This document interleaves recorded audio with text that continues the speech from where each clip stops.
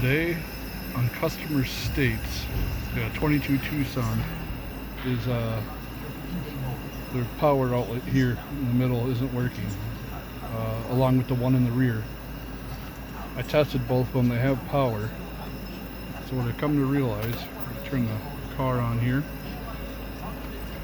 So I plug this in. Supposed to start this. If I just turn this on,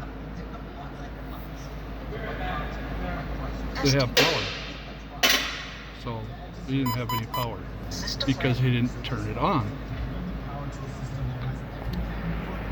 So that was an easy fix.